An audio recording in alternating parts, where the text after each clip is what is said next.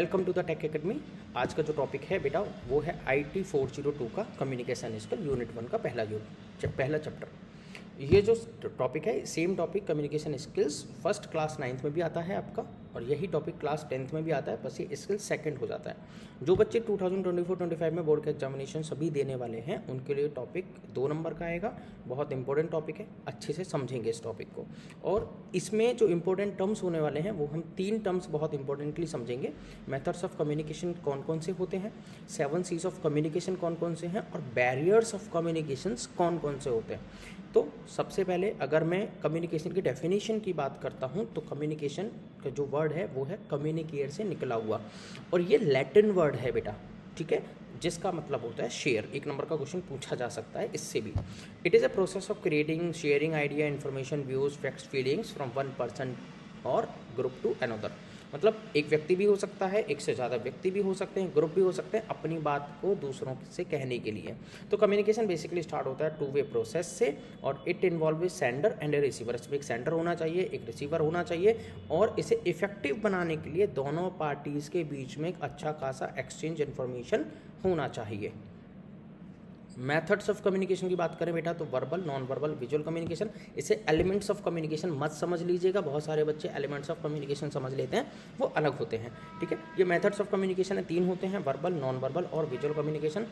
अगर verbal communication की बात करते हैं तो बेटा ये 2 तरह के हैं, जिसे हम रिटन कम्युनिकेशन भी कहते हैं और ओरल कम्युनिकेशन भी कहते हैं, ठीक है। ये दोनों वर्बल कम्युनिकेशन में आते हैं, ठीक है। मिसलीड मत होइएगा, मिसगाइड मत होइएगा। वर्बल कम्युनिकेशन में 2 टर्म्स हैं, पहला ओरल कम्युनिकेशन और रिटन कम्युनिकेशन, ठीक है। ओरल कम्युनिकेशन वो जो हम मुंह से बोल करके, मौखिक वाला जो होता है जिसे बोल करके बताते हैं अपनी आप बात को, और रिटन होता है जिसे लिख करके हम अपनी बात को बताते हैं। जैसे आपने ईमेल लिखा, वो रिटन कम्युनिकेशन है। आपने कोई ऐसे सुनाया, वो ओरल कम्युनिकेशन है, ठीक है, अपनी बात को कहने का तरीका। तो verbal communication is the process conveying information, thoughts and feelings through spoken words. It is a fundamental aspect of human interaction. लोगों से बातचीत करने का, लोगों को प्रभावित करने का फंडामेंटल एस्पेक्ट है। Allowing individual to express themselves and understand others. So verbal communication basically various context में हो सकता है। ये फेस टू फेस कन्वर्जन हो सकता है, टेलीफोन से हो सकता है, पब्लिक स्पीकिंग भी हो सकती है, ठीक है। इसमें आगे बात करते हैं। देखो भाई, वर्बल कम्युनिकेशन, ओरल कम्युनिकेशन तो ऑलरेडी हमने पढ़ लिया है। आंटी यहीं रख देना, हाँ, राइट। सो ओरल कम्युनिकेशन तो हमने ऑलरेडी पढ़ लिया है। So this is the process of exchanging information, thoughts and ideas through spoken words is commonly refer to as the oral communication, ठीक है। It is a fundamental form of human, ठीक है aunty, human communication that allows individual to interact, express themselves and convey message directly to the others using speech। तो oral communication hopefully समझ में आ गया होगा कि बातचीत करने का तरीका है, अपने इन्फॉर्मेशन आइडियाज़ को शेयर करने का स्पोकन वर्ड्स से, ठीक है, स्पोकन वर्ड्स के थ्रू। और इसमें जब हम ओरल के बाद आते हैं वर्बल में, हम रिटन कम्युनिकेशन, मैंने आपको बता ही दिया था, लिखने वाला तरीका, ठीक है, दोनों ही वर्बल में काउंट होंगे। टाइप्स ऑफ ओरल कम्युनिकेशन की अगर हम बात करें तो ये including formal communication such as classroom lecture, speeches, meeting presentation, जो बोल करके बताते हैं, रिटन वाला नहीं है, ठीक है। सर कोई अगर डायग्राम हमें स्क्रीन पर दिखाया जा रहा है तो वह ओरल होगा या वर्बल होगा? नहीं बेटा, वो ना ओरल होगा ना वर्बल होगा। डायग्राम दिखाया जा रहा है तो वो विजुअल कम्युनिकेशन होगा, ठीक है, विजुअलाइजेशन जिसका हो रहा है। And informal communication such as casual phone और dinner table conversation et cetera, ठीक है। अभी बात करते हैं दूसरा जो फेस है ओरल कम्युनिकेशन का के साथ, वो है रिटन कम्युनिकेशन। मतलब वर्बल कम्युनिकेशन के 2 पार्ट्स हो गए। तो written communication exchange of information, ideas, meaning, मतलब स्टार्टिंग की जो डेफिनेशन होने वाली है वो बिल्कुल सेम होने वाली है। बाकी की जो टर्म्स है वो थोड़े से बस डिफरेंसेस हो जाएंगे। आइडियाज और message through written language in the form of a letter, email, notes and more, ठीक है। तो कौन कौन से टर्म्स हम रिटन कम्युनिकेशन में रख सकते हैं? सर ईमेल भेजा हमने या हमारे पास ईमेल आता है, वो रिटन कम्युनिकेशन है। लेटर हम लिखते हैं, रिपोर्ट लिखते हैं, मीमोज लिखते हैं। बेटा ये मीमोज क्या चीज़ है, ठीक है, ये है internal company document conveying information to specific team और इंडिविजुअल, जो वो केवल अपनी टीम के बारे में बात करें, अपनी टीम को बताना चाहें, उसे पब्लिकली शो ना करना चाहिए, ठीक है। प्रेजेंटेशन, जो हमारी जो स्लाइड वगैरह चलती हैं सारी चीज़ें, उसमें जो टेक्स्ट लिखा हुआ होता है, जो टर्म्स, जो वर्ड्स लिखे हुए होते हैं, ठीक है। सोशल मीडिया पोस्ट जो हम देखते हैं, इंस्टाग्राम पर कुछ लिखा हुआ है, ठीक है, फेसबुक पर कुछ लिखा हुआ है, ट्विटर पर किसी ने कुछ लिखा हुआ है, blogs and article and all, right. एक और इम्पोर्टेंट चीज़ क्या है कि बेटा जो डेफिनेशंस है वो हम अपने अकॉर्डिंग सीबीएसई बोर्ड के एग्जाम में लिख सकते हैं, बट वो रिलेट टू द टॉपिक होना चाहिए। ऐसा नहीं कि हमने रिटन कम्युनिकेशन की डेफिनेशन को वर्बल कम्युनिकेशन की डेफिनेशन के साथ जोड़ दिया। इतना करिएगा कि जो डेफिनेशंस है उनमें डिफरेंसेस नज़र आएँ कि हाँ ओरल कम्युनिकेशन एग्जैक्टली ये है और रिटन कम्युनिकेशन एग्जैक्टली ये है। You get it.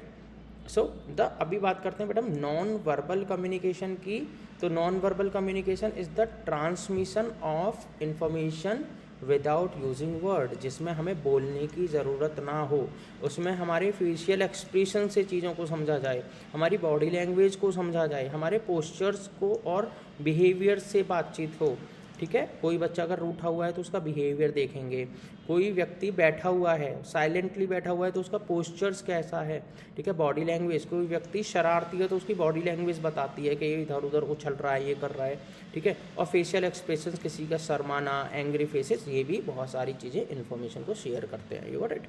So non verbal communication में कौन कौन से टर्म्स आते हैं बेटा, ये है जेस्चर्स, ठीक है, हैंड एक्शंस। जेस्चर्स में क्या आएंगे, हैंड एक्शन। जैसे देखो ये अपने हैंड से कुछ एक्शंस करने की कोशिश कर रहा है, क्योंकि इसे लगता है कि अगर हैंड के एक्सप्रेशंस होंगे तो मेरी बात बहुत इफेक्टिवली वहाँ तक पहुँचेगी। पोस्चर्स, हाउ टू सिट, कैसे बैठते हैं, कैसे खड़े होते हैं। चेयर सिटिंग मैनर बहुत इंपॉर्टेंट है। ठीक है, बेसिकली ये गर्ल्स में ज़्यादा देखा जाता है कि जब वो बैठती हैं तो बहुत मैनर से बैठती हैं। ठीक है, पैरा लैंग्वेज, ये भी नॉन वर्बल कम्युनिकेशन का टर्म है, जिसमें टोन, पिच, स्लो, साइलेंट। अभी टोन क्या है, टोन है कि एंग्री तरीके से बात हो रही है, सॉफ्ट तरीके से बात हो रही है। पिच क्या है, बहुत लाउड तरीके से बोल रहे हैं हम, या स्लो तरीके से बोल रहे हैं। स्लो वाला मेथड ये होगा, ठीक है, ये पिच नहीं, ये तो वॉइस हो गई। ठीक है, बहुत लाउड चीख करके बोलना, और एक होता है धीरे से बोलना। कोई चीख करके बोला तो आप उसे बोलते हो ना कि थोड़ा धीरे नहीं बोल सकते, तो ये वो वाला पिच हो गया। ठीक है, स्लो का मतलब है कोई व्यक्ति की जो स्पीड है बोलने की वो बहुत तेज़ है, किसी व्यक्ति की स्पीड बोलने की स्लो है, तो ये सारी चीज़ें मैटर करती हैं। साइलेंट, ऑब्वियसली कि कोई व्यक्ति साइलेंट बैठा हुआ है तो आपको लगेगा शायद इसके साथ कोई या तो ट्रेजेडी हुई है या मिसहैपनिंग हुई है, कुछ ना कुछ गड़बड़ तो हुई है, something is wrong with that guy, right. So the body language also, eye contact, touch और स्पेस। अच्छा, सबसे इंपॉर्टेंट चीज़ इसमें दो चीज़ें हैं जो लास्ट की हैं, टच और स्पेस। बेटा टच जो है बेसिकली हैप्टिक का टर्म होता है, एक टर्म है हैप्टिक। ठीक है, टर्म क्या है, हैप्टिक है, वो टच को एक्सप्रेस करता है। जैसे कि मान करके चलिए, जैसे हम हाथ मिलाते हैं तो हाथ मिलाने से हमें ट्रस्ट पैदा होता है कि हाँ ये व्यक्ति हमसे हाथ मिला रहा है और हम पर ट्रस्ट करता है। ठीक है, जैसे आप किसी के पैर छूते हो, जो पेरेंट्स है, जो गार्जियंस आपके सिर पर हाथ रखते हैं, that's a good touch, right, जो कुछ फील कराता है, जो कुछ अच्छा फील कराता है।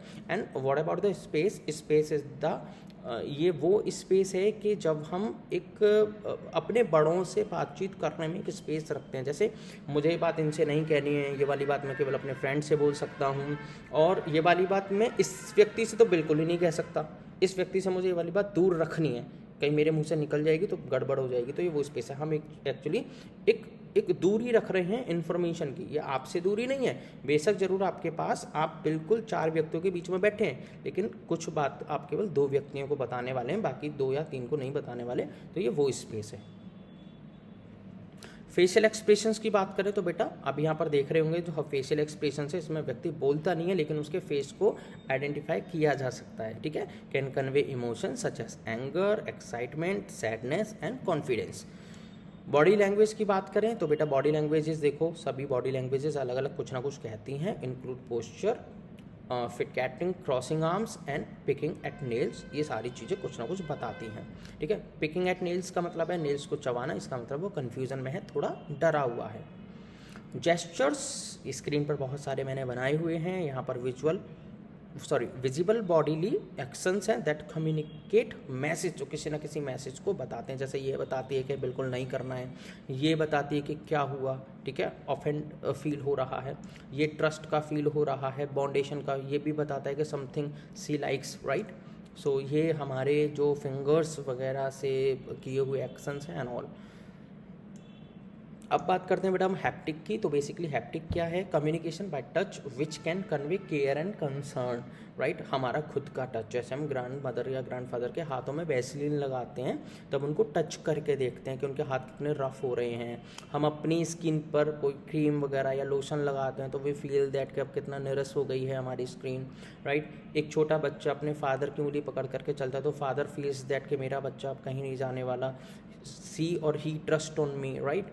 This is also right. It could be the husband wife के, जो वाइफ हैं वो हस्बैंड के शोल्डर पर सर रखा हुआ, that's also show the trust and the bond between two individuals, right.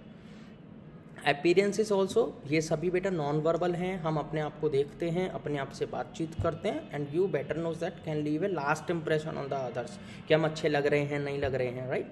So let's assume it's an activity, but let's assume Monday morning are often busy. You spotted two adult morning while on your way to school one morning. They both appear to be in a hurry, yet something was off. Can you differentiate the two based on their body language? Tell us the differences. तो आप 1 minute लेकर के story जरूर पढ़ें। और इन दोनों के appearances से क्या समझ में आता है कि जो पहला बच्चा है वो स्माइल कर रहा है, दूसरा वरीड लग रही है, and she is watching on the watch, she is looking towards the watch, और इसके माइंड में कुछ स्क्रबलिंग चल रही है, कुछ तिगड़मबाजी तो चल रही है, और इससे इसकी स्पीड देखो स्लो हो रही है और इसकी स्पीड फास्ट हो रही है। तो कहीं ना कहीं हमारे माइंड में जो चल रहा है, कहीं ना कहीं हम अपने आप को इन्फॉर्मेशन शेयर कर रहे हैं और उससे हमारी पूरी गतिविधि पर प्रभाव भी पड़ता है। और दूसरे व्यक्ति, जैसे मैं इन दोनों व्यक्ति को देख पा रहा हूँ, आप भी इनको अच्छे से समझ पा रहे होंगे, ठीक है। तो लेकिन ये जो भी कुछ कर रहे हैं हमें बता नहीं रहे, लेकिन हम इनसे कुछ ना कुछ समझ जरूर रहे हैं। So type of non verbal communication बहुत इंपॉर्टेंट है, आपके एग्जाम में क्वेश्चन पूछे जा सकते हैं। प्रोक्सिमिक्स, काइनेसिस, क्रोनोमिक्स और हैप्टिक, ये चारों टर्म्स हैं, आप लिख लीजिएगा, ठीक है, और इनको समझ भी लेना। प्रोक्सिमिक्स क्या है बेटा? कि प्रोक्सिमिक्स बताता है कि how people use space in communication, ठीक है, कि हम कुछ एक फिजिकल डिस्टेंस रखते हुए, ठीक है, या अपनी बातचीत की इन्फॉर्मेशन की डिस्टेंस रखते हुए, ठीक है। प्रोक्सिमिक्स क्या है? कि इन्फॉर्मेशन की डिस्टेंस रखते हुए, ठीक है। काइनेसिस क्या है? स्टडी किसके बारे में है? बॉडी मूवमेंट के बारे में, gestures, facial expressions and postures के बारे में भी काइनेसिस को बोला जाता है, ठीक है। क्रोनोमिक्स क्या है?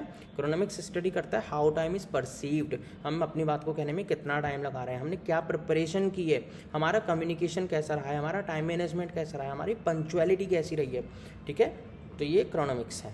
हैप्टिक मैंने अभी आपको बता दिया था, हैप्टिक हमारा बेसिकली टच है, study of touch in communication, ठीक है। Include how physical contact convey emotions, relationship and social meanings across different cultures में इनके मीनिंग अलग अलग होते हैं।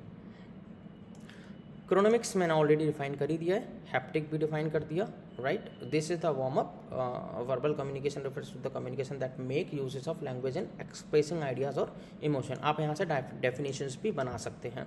Other than words, non verbal communication involves body language, gestures, appearance and silence.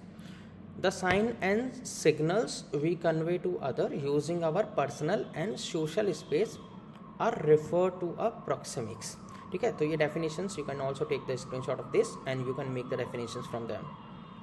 अभी बात कर लेते हैं बहुत इंपॉर्टेंट की, जो लास्ट टर्म है हमारा वो है विजुअल कम्युनिकेशन, ठीक है, बहुत बहुत ज़्यादा इंपॉर्टेंट है। अभी एलिमेंट्स ऑफ कम्युनिकेशन प्रोसेस को ज़रा समझ लेते हैं बेटा। अभी जो स्टार्टिंग में मैंने आपको बताया था कि ये मेथड्स ऑफ कम्युनिकेशन है, इन्हें एलिमेंट्स ऑफ कम्युनिकेशन मत समझ लेना। अभी हम बात करने वाले हैं एलिमेंट्स ऑफ कम्युनिकेशन की, क्या है। इसका डायग्राम बहुत इंपॉर्टेंट है, बनाकर देख लेना। देखो सबसे पहले एक सेंडर है और यहाँ पर एक रिसीवर है, ठीक है। अभी सेंडर ने एक मैसेज भेजा, ठीक है, और उस मैसेज को उसने एनकोड किया, पर अपने माइंड में सोच रही है कि इसे क्या लिखूं जो इसे ऐसा समझ में आ जाए और इसे ऐसा लगे कि कहीं इस बात का गलत मीनिंग ना निकाले, तो वो उस मैसेज को एडिट करेगी बार बार, तो वही एनकोडिंग होता है, ठीक है। नॉइज़ अभी हम इससे कैंसलेट करेंगे, अभी नॉइज़ आप लोगों के लिए नहीं है, ठीक है। उसके बाद मीडिया मतलब किसके थ्रू ये मैसेज भेज रही है। देखो ये व्हाट्सअप के थ्रू मैसेज भेज रही है, या टेलीफोन, इसमें मीडिया हो गया, व्हाट्सअप मीडिया हो गया, ठीक है। अब इसने मैसेज को रिसीव किया तो ये भी मैसेज को डिकोड कर रहा है। डिकोड क्या कर रहा है? इसने जो मैसेज भेजा है उसको समझ रहा है, ओहो तुमने ऐसा मैसेज भेजा है, ठीक है मैं समझ गया। उसके बाद में ये थम्स अप का या स्माइली जो रिप्लाई करता है, ये होता है फीडबैक। तो ये एलिमेंट्स ऑफ कम्युनिकेशन हैं। पूछ सकता है 1 नंबर में 2 नंबर में कि एलिमेंट्स ऑफ कम्युनिकेशन में आप लिख सकते हैं sender, message, encoding, media, decoding, receiver and feedback, बहुत इंपॉर्टेंट है। एलिमेंट्स ऑफ कम्युनिकेशन प्रोसेस वापस से मैंने समझा दिया, सेंडर है, मीडियम है, ये फ़ोन है, यहाँ पर रिसीवर है, ये इसको मैसेज मिला, अब ये इसका पूरा मैसेज है। देखो भाई, अब इसमें एक और चीज़ आ जाती है फीडबैक, जो क्लास 9th में हमारा एडअप हो जाता है, क्लास 9th में नहीं होता है। ठीक है, फीडबैक क्या है, और इस पीपीटी को क्लास 9th वाले भी देख सकते हैं, इस पीपीटी को क्लास 9th वाले भी देख सकते हैं, उनका फ़ायदा ही होगा। ठीक है, उन्हें क्लास 10th में कम समझना पड़ेगा। तो feedback is important for businesses because it helps them understand their customers. तो फीडबैक क्या है कि एक तरीके का जैसे हम किसी से पूछते हैं कि अच्छा बताओ आज मैंने ड्रेस पहनी है कैसा लगा। ठीक है, तो वो जो हमें बताता है कि भाई आज आप बहुत प्रिटी लग रहे हो, आज आप बहुत सुंदर लग रहे हो, ठीक है, आज आपके ऊपर ये जो ड्रेस है बहुत अच्छी लग रही है, तो इसे हम फीडबैक बोलते हैं, ताकि मुझे कॉन्फिडेंस आए, मुझे पता लग सके कि जो भी मैंने अभी एक्शन परफॉर्म किया, चाहे मैं बोला, चाहे मैंने अपनी ड्रेस के बारे में पूछा, चाहे मैंने कोई किसी से बात कही, तो वो मेरे अंदर कुछ कमी तो नहीं है, या हो सकता है कि मुझे उसमें कुछ चेंजेस करने की तो नीड नहीं है, हो सकता है कि मैं ज़्यादा बेटर तरीके से और कर पाऊँ। ठीक है, तो वो सभी फीडबैक्स हैं।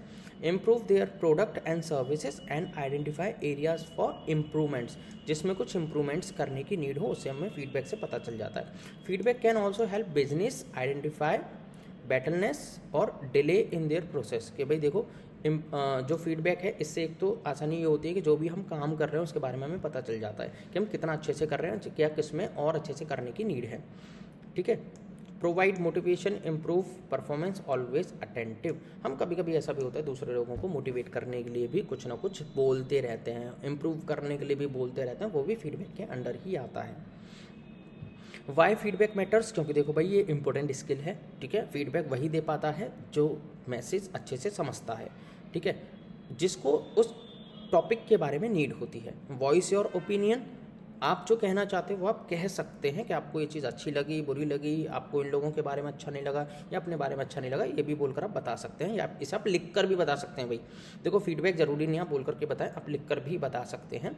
Encourage change, obviously. Share your experience, बिल्कुल करेंगे भाई, शेयर एक्सपीरियंस तो होगा ही। हेल्प फ्यूचर स्टूडेंट भी होगा, जैसे टीचर होते हैं तो स्टूडेंट को बताते हैं कि बेटा आपने ये चीज़ ऐसे नहीं की है, आपको ऐसे ही करनी चाहिए थी, नेक्स्ट टाइम ऐसे करिएगा। ठीक है, knowledge hard work, acknowledge hard work, obviously जो हम काम कर रहे हैं, जो भी हम अपना पैशन फॉलो कर रहे हैं, डेडिकेशन के साथ काम कर रहे हैं, उसकी कोई तारीफ भी करें तो अच्छा लगता है। ठीक है, वो भी फीडबैक है। आ जाता है भाई 7 C's ऑफ इफेक्टिव कम्युनिकेशन, बहुत इंपॉर्टेंट टॉपिक है भाई। देखो, क्वालिटी ऑफ ए लीडर की बात की जाती है इसमें। ठीक है, कोई व्यक्ति अपनी बात कहता है, जैसे ये मोहतरमा है यहाँ पर अपनी बात कह रही हैं, तो माइक के सामने आकर के कह रही हैं, तो इनका टैलेंट चेक किया जाएगा, अपनी बात को कैसे बता सकती हैं। ठीक है, कम से कम समय में। तो देखो इसके कौन कौन से टर्म्स हैं। कंप्लीटनेस, आपका मैसेज कंप्लीट होना चाहिए। क्लियरिटी, आपके मैसेज में क्लियरिटी होनी चाहिए। कॉन्साइजनेस, कंसिडरेशन, करेक्टनेस, कॉटेसी और करेक्टनेस, ये जो 7 टर्म्स हैं ये आपके कम्युनिकेशन में इन्वॉल्व होने चाहिए। ठीक है, अभी बात कर लेते हैं एक एक करके। भाई देखो, क्लियर क्या है, जिसे हम क्लियरिटी भी बोलते हैं। Be clear about the goal of your message, कि मुझे ये माइंड में बिल्कुल सीधा चलना चाहिए कि मैं कौन सा मैसेज डिलीवर करने वाला हूँ। अधिकतर क्या होता है, बोलना किसी टॉपिक से शुरू किया और पहुँच गए किसी और टॉपिक की तरफ, तो ऐसा नहीं होना चाहिए। Be clear about your goal of your message and purpose of the message, कि मेरा मैसेज को डिलीवर करने का क्या पर्पज़ है। ठीक है, present one idea at a time, making it easier for the recipient to the understand. एक आइडिया एक बार में लें कि अभी मुझे फिलहाल में तो केवल इसके ऊपर बात करनी है, दूसरा टॉपिक बाद में जब ये कंप्लीट हो जाएगा, तो इससे क्या होगी, क्लियरिटी बनी रहेगी, दो मैसेज मिक्स नहीं होंगे। कॉन्साइज मतलब होता है keep two point and keep in short and simple. ठीक है, डोंट यूज़ अननेसेसरी वर्ड्स के भाई मैं अपने को 30 मार्क हाँ समझ दिखाने की कोशिश करूँ, बहुत ही स्मार्ट दिखाने की कोशिश करूँ, मैं बहुत सारी लंबी चौड़ी बातें करूँ लेकिन दूसरों को समझ में आए नहीं आए। ठीक है, concrete, basically be clear not fuzzy, means clear message होना चाहिए। भाई देखो, आपने बातें तो बहुत सारी की लेकिन मेरी कुछ ही बात समझ में आई, बहुत सारी बात तो मेरी समझ में नहीं आई, उसने पता नहीं क्या क्या बोल डाला, तो वो क्या होता है, कंक्रीट मैसेज नहीं है उसका। ठीक है, वो अपने मैसेज के रिगार्ड कंक्रीट होना चाहिए, वही बताए जो केवल उसे डिलीवर्ड करना है, इधर उधर की बातें वो ना बोले। ठीक है, करेक्ट, ऑब्वियसली देखो, अगर आप ओरली कम्युनिकेशन कर रहे हैं तो आपके जो वर्ड्स हैं वो बिल्कुल क्लियर होनी चाहिए, आपकी स्पेलिंग और जो प्रोनाउंसिएशन है वो बिल्कुल क्लियर होनी चाहिए, और अगर आप रिटन कर रहे हैं तो आपकी स्पेलिंग्स करेक्ट होनी चाहिए, ग्रामेटिकल एरर भी नहीं होनी चाहिए उसमें, क्योंकि उससे फिर मैसेज दूसरे टेंस में चला जाता है, ठीक है। Check the information you are providing accurate, and in written communication ensure it is free from grammatical and spelling errors. check the technical part of your content, मतलब उसे एक बार अच्छे से देख लें, उसमें कोई एरर तो नहीं है, उसमें कोई मिस्टेक तो नहीं है, क्योंकि वो कुछ और समझा जा सकता है, ठीक है। Preparation will help here to make sure you can be sure about what you are communicating. एक बार प्रिपरेशन कर लें, उसको बोल करके देख लें, एक बार पढ़ करके देख लें, और एक बार रिहर्सल कर लें। इसमें ये भी बहुत इंपॉर्टेंट होता है कि भाई जो आप रिटन कम्युनिकेशन कर रहे हैं आप उसे बार बार क्रॉस चेक करें, कहीं उसमें गलती तो नहीं है, ठीक है। रिहर्सल में आप टाइम नोट करें कि मुझे अपनी जो बात है वो कहने में कितना समय लग रहा है, और आप अपनी रिकॉर्डिंग भी कर सकते हैं ताकि इससे समझ में आए अपनी वॉइस रिकॉर्डिंग से, अगर आप ओरली कर रहे हैं तो आप उसे किस तरह से बोल रहे हैं, ठीक है। Coherent, make sure your message flow well as it laid out logically. भाई आपकी बात ऐसी होनी चाहिए तो दूसरे लोगों को समझ में आए, ठीक है। ऐसा भी नहीं कि भाई आपकी जो आप कुछ भी बोलते चले जा रहे हैं, लोगों से बात कर रहे हैं, तो ऐसा नहीं कि आप भाई जो है भ्रम फैला रहे हैं, आपने किसी फैक्ट्स के ऊपर बात नहीं की है और लोग आपकी बात को बस सुन रहे हैं, क्योंकि आपको पता है कि इतना तो जानते नहीं है, तो मैं इनसे कुछ भी कहूँगा तो कुछ भी समझ लेंगे। लेकिन कहीं ना कहीं ऐसा होता है तो उन जो भीड़ है उनमें भी कोई पढ़ा लिखा व्यक्ति होता है, वो आप पर एक क्वेश्चन राइज कर सकता है कि भाई जो तुम बता रहे हो ये तो लॉजिकली करेक्ट नहीं है। तो हमें क्या करना चाहिए, जो भी हम बात बता रहे हैं it should be logically correct, एक रिसर्च बेस्ड होना चाहिए, पॉइंट टू पॉइंट होना चाहिए, ठीक है। ओरिजिनल डॉक्यूमेंट्स के साथ होना चाहिए।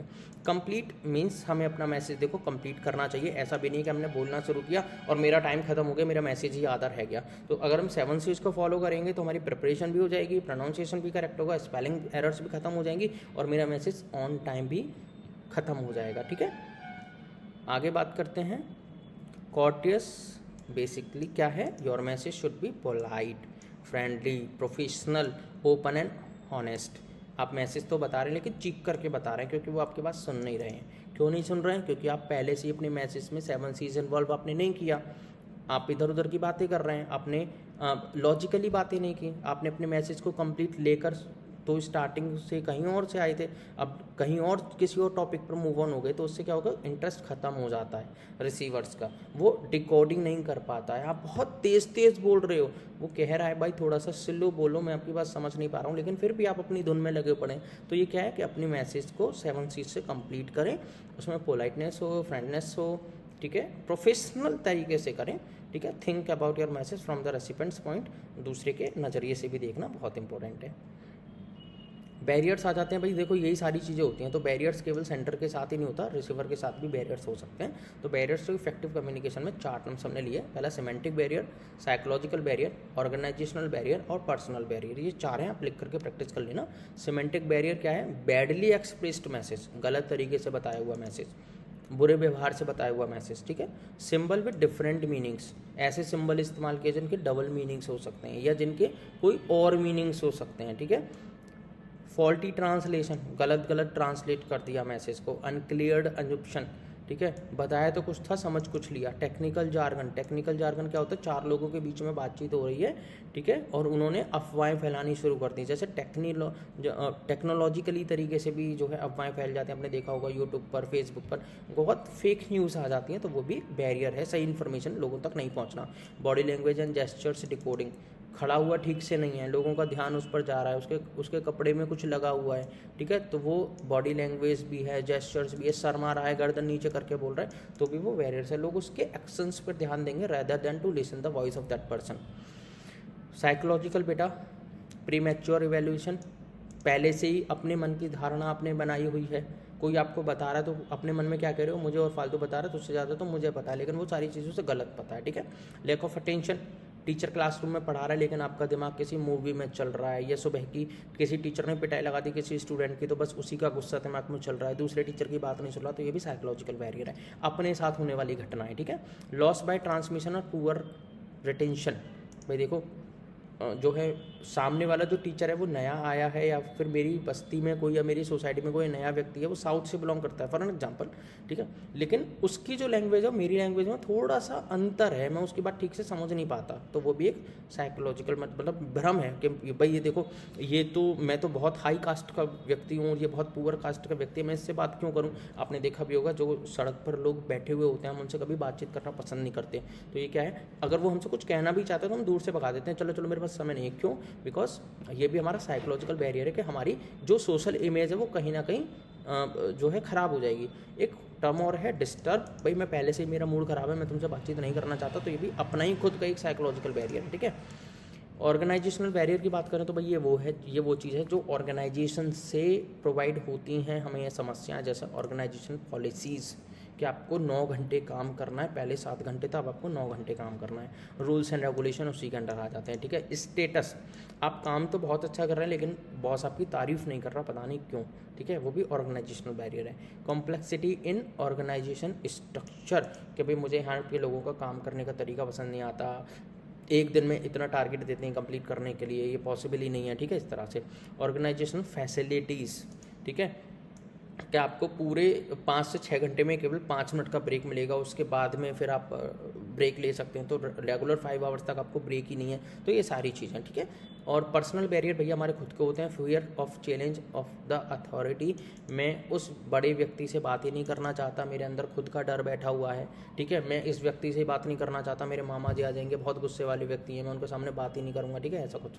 जैसे फादर के साथ अधिकतर कुछ केसेस होते हैं, आप कुछ गड़बड़ कर देते हो और मम्मा कहती है कि भाई आ जाने दो पापा को, तो वो श्राद्ध वाला समय, फियर है, चैलेंज है, ठीक है। लैक ऑफ कॉन्फिडेंस, भाई आपके अंदर कॉन्फिडेंस की भी कमी है, तो आप ठीक से नहीं बोल पाएंगे, अपनी बात को नहीं रख पाएंगे, ठीक है। और अनविलिंगनेस टू द कम्युनिकेट, आप बातचीत ही करना पसंद नहीं करते, शाई नेचर के हैं, ठीक है। लैक ऑफ प्रॉपर इनएक्टिव, ठीक है, आप पूरी तरह से एक्टिव नहीं है, लोग आपको पता नहीं क्या क्या बोलते हैं, कहते हैं भाई देखो ये तो सुस्त व्यक्ति है, ठीक है, ये ठीक से खड़ा भी नहीं हो सकता, इसमें इतनी भी ताकत नहीं है, तो वो लोग आपको देखते हैं, आपको जज करते हैं, तो वो भी एक पर्सनल बैरियर है, right. Thank you very much, and then like and subscribe the channel.